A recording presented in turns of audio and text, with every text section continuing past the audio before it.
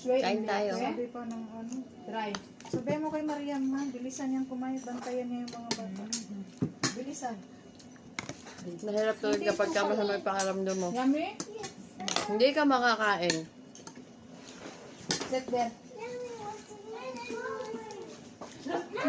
Si ate mayroon? Ano kay ate? Ewan ko kung anong gusto niya.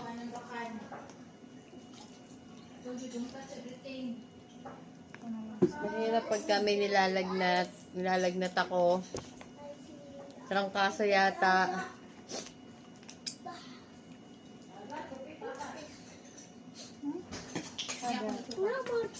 Go there. Maki Ada chicken. asir.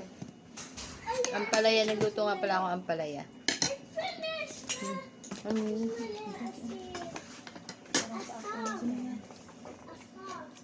Hindi lang. Okay.